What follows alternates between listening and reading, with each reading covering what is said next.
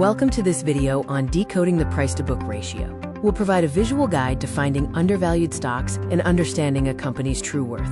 Imagine you're buying a local bakery. You consider the paper value, what the assets are worth if liquidated, and the asking price, what the owner wants for the business. The price-to-book PB ratio translates this concept to Wall Street. It involves four main components: assets, liabilities, book value, and market price.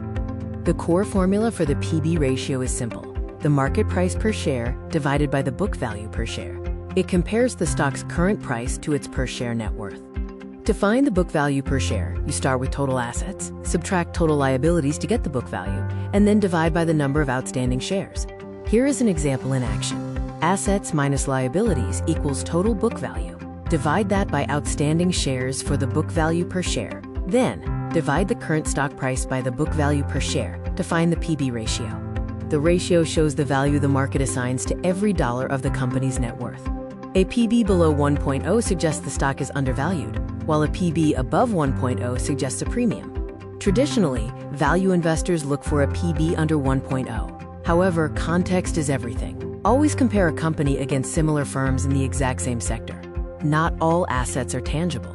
Companies often have intangible assets like patents. The price to tangible book value, PTBV ratio, subtracts these intangibles from the total book value. Smart investors pair the PB ratio with return on equity, ROE. A high P/B paired with a high ROE is an ideal match, but a high PB with a low ROE is a red flag. The PB ratio can be ignored for asset-light companies, companies with negative earnings or book value, and during periods of recent financial distortions. Before you buy, check the value. Check the neighbors by comparing competitors. Check the intangibles, and check the engine by looking at the return on equity. The PB formula is market price per share divided by book value per share. It is best used for traditional industries, but never use it alone. Always pair it with other metrics like ROE,